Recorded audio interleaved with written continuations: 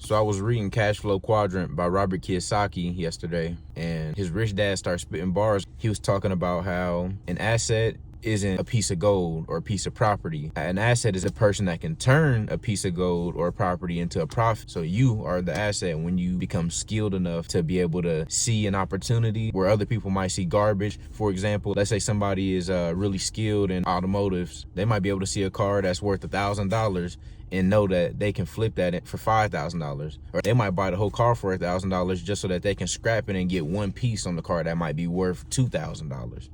That's because they can look at it and see the value in it because they put enough time, effort, focus into learning something, or their experience has allowed them to learn where to see value. And that's something that I hadn't done in my life up until this point. Last year, I really put a lot more effort into growing as a person. It started off spiritually because after football, I just lost for real. I ain't played football since 2019. It's been 6 years. I had so much drive when I played because I know my teammates needed me. I know that I wanted to be a leader. I had a leadership role. And after football, I ain't have nobody to lead no more. And I started losing my self-worth because now I didn't have nobody to get up and to be an example for. I had to get up and be an example for myself, and I wasn't doing it. I was getting up late, even with work. I wasn't doing my job because I didn't see the value in myself enough to get myself up every single day and be better and do better.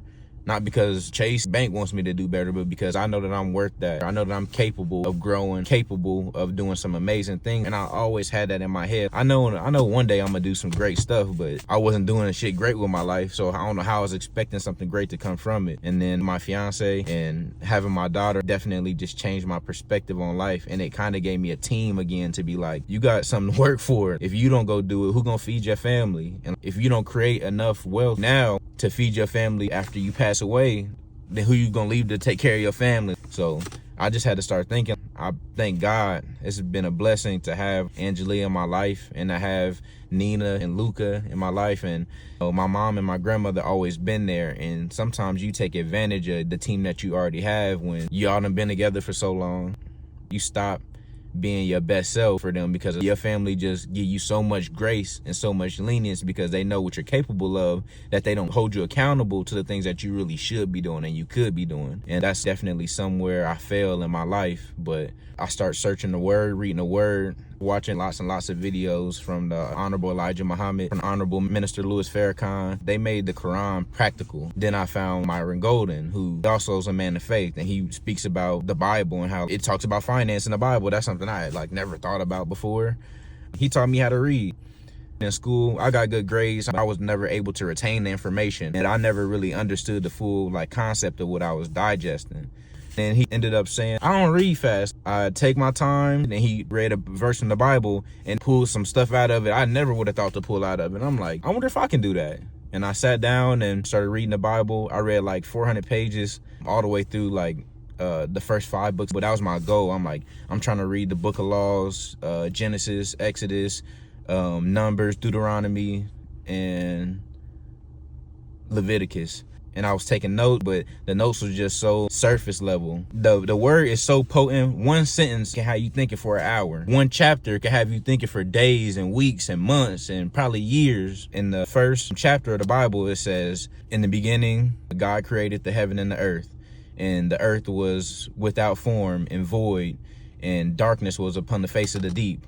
And the Spirit of God moved upon the face of the water. And he said, let there be light. And there was, and he separated the night from the day and the dark from the light. You can go and read it yourself. But from that, after I digested it and I had the shallow notes, I had to go back in again after the 400 pages. I'm like, I'm just not getting enough from it. And I started over and started breaking it down. Okay, in the beginning, God created the heaven and the earth. So one thing Myron Golden said, the first thing in the Bible you learn about God is that he's creative.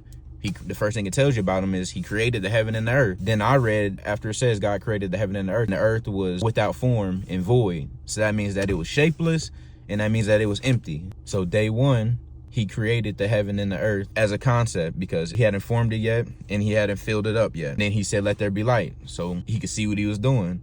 And then day two, he put the firmament in the middle of the waters, separating the waters above from the ones below, giving heaven and earth shape. Day 3, he addressed it being empty and he started filling it. He made all the trees and the grass and pulled dry land from out of the waters. He started filling the earth. So he's addressing the problems that he's making. What I'm getting to is this is telling us how to create.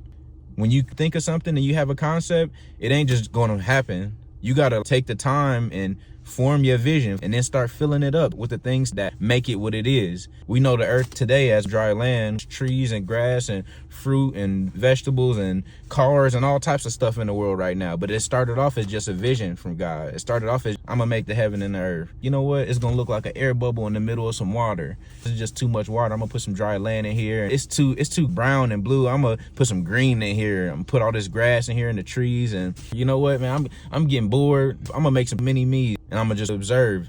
And that's not exactly how it went, obviously, because I'm not God and I don't know how God think, but from reading the word, you can get a good observation of how God functions. And you're made in God's image and after his likeness, so you're supposed to function the same way. And I just realized at this moment that I done got way off from what I was originally talking about, which was an asset from Cash Flow Quadrant. But I'm glad that I did get into this right now. Reading Cash Flow Quadrant is changing my mind to make me think differently, make me be different than what I was before. And it's crazy that you can probably read any book and you can relate it back to like something spiritual. One of the major things that Rich Dad told Robert Kiyosaki was that when you learn how to be valuable enough to spot an opportunity and how to turn it into a profit, you become the asset.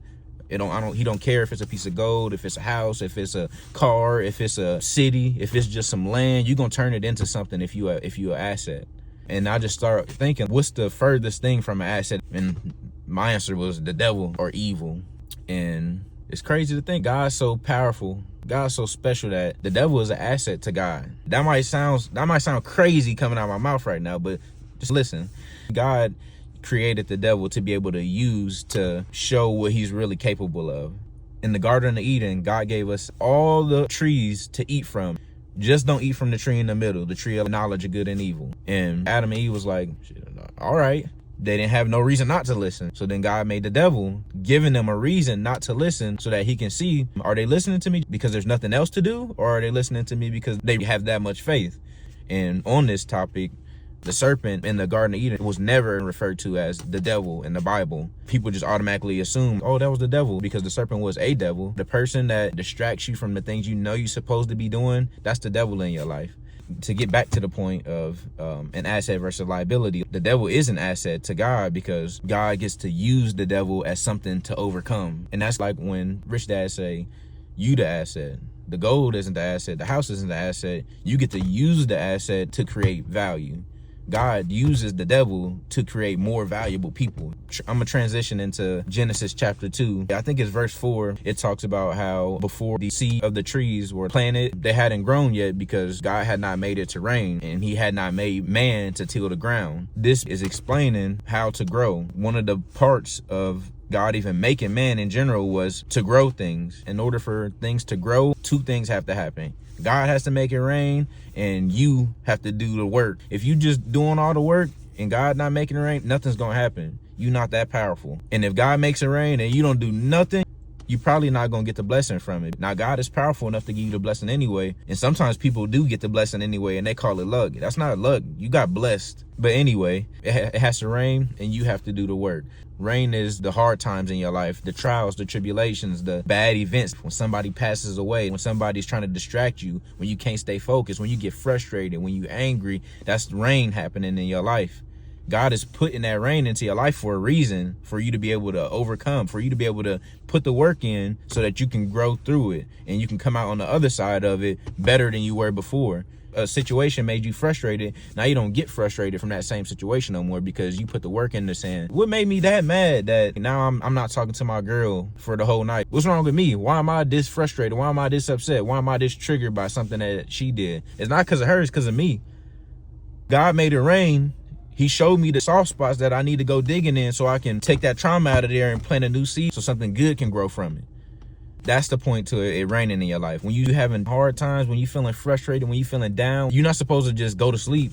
When it rains, you're not supposed to just go in the house. You're supposed to get your shovel and go to work, because when you go in the house when it rains and then you come back outside and it's dry, now you're hurting yourself. You breaking your back trying to dig in this dry ass dirt when God made it rain for you to see where you was lacking at. He made it easy to see where your pain points are. And if you don't take advantage while you feel them, then you let them go by and then you forget about them. I'll use myself as an example. If I see something that upset me or I don't understand, I'm the type of person that just think about it and keep thinking about it. And I might let it go by, but it's just gonna add up, because the next time something little gonna happen, but it's gonna frustrate me the same amount because I'm still frustrated about something I never addressed before. And I gotta start asking myself, why am I this frustrated? What is this soft spot in my life? What is this rain trying to reveal to me? And when I take the time and I think about it, sometimes I want my girl to be perfect when I know I'm not perfect, or I'll see her do the same stuff that I do and I don't like that I do that, so now I don't like that she doing it, and I'm getting extra frustrated at her because I'm not gonna get that frustrated at myself. That's how I used to think. And then that caused a rift in our relationship because it got to the point to where the smallest little things are just making me more upset. And then instead of me thinking to myself, like, why am I getting this upset? I go to her like, I done talked about this 1,000 times and it's still not getting corrected. And it's like, she not the problem. I'm the problem. And I had to start sitting down and thinking, what's wrong with me? What am I ignoring? What am I not digging deep enough on? Every time the rain comes, why am I mad that she didn't get her shovel when it started raining? Nigga, pick up your own shovel. That's what I had to learn from reading the word. I'm not saying this because I want anybody to think the way that I think or be me. I just want to expand people's minds, and I want to teach people to be more open. I was reading Cash Flow Quadrant maybe 3 or 4 days ago, but it had sparked a memory in my mind of when I was reading Matthew chapter 5 or chapter 6, when Jesus was saying the person that calls somebody a fool or an idiot is basically going to be condemned to hell. And I started thinking, I know a lot of people that I done thought they an idiot, and it had made me reevaluate myself. What made me think I got the right to call somebody else an idiot when I'm not always all the way there? And in reality, nobody's stupid for real. People just got their focuses on different circumstances. If somebody focus on money, they probably gonna get a lot of money if they focus on how to make it. Now, if somebody just focus on, I need to get money, that's not where your focus is. Your focus is on surviving. So that's why you're not seeing that you missing out on the whole game of how money's supposed to be played. And I done lived my whole life like this up until this point. And I'm not perfect now. I'm not even good at it now. I'm just aware, which I think is crazy to me. It's like, damn, I wasn't even aware before. And I like form my own definition for smart. All being smart is being able to focus, being able to be open and receptive to new ideas, and being able to associate these new ideas with something you already know. What I'm saying is that if you want to be smarter, learn how to focus longer, learn how to be more receptive and more open to new ideas, because you're going to learn some new stuff. If you feel like the way you think about something is right, you don't leave no room for learning something new. And obviously you don't know everything because you ain't perfect. And then associating new things with things that you already know. That's how you get smart fast. When I'm reading finance stuff, I know the word, so I'm just relating it to the word. He's talking about how the person is the asset, not the commodity or the real estate. It's the person, because the person is the one who has to learn how to turn all the rest of the stuff into assets.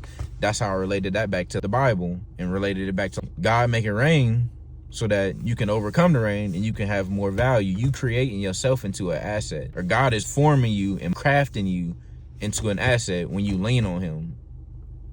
But yeah, that's pretty much all I got for right now.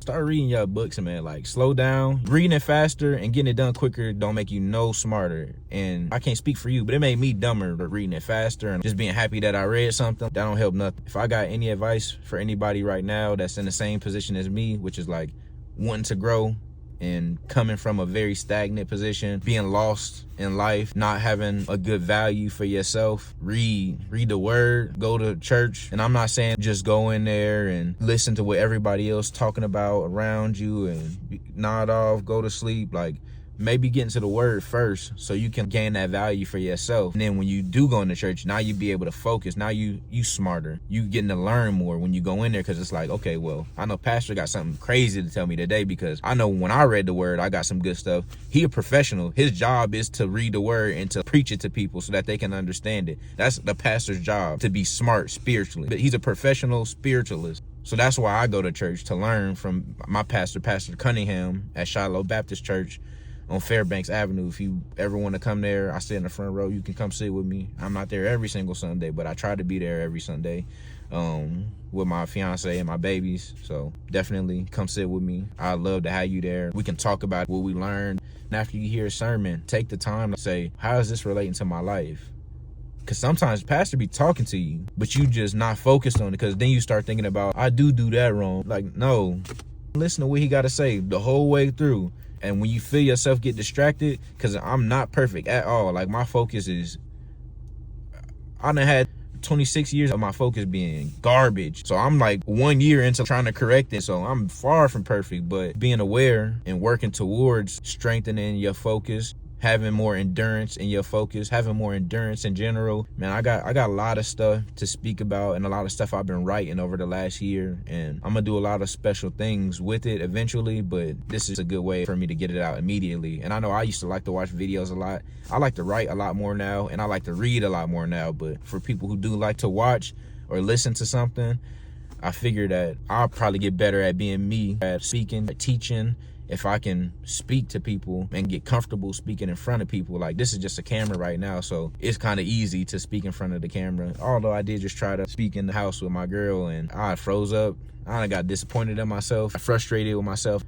How I done asked her to set up a camera and like film me speaking about something, and then I get in front of the camera and I freeze up.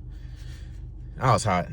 But then I got in the car, I went to go pick my daughter up from my mom's, and all these ideas just came flooding in. And I'm like, I was forcing it.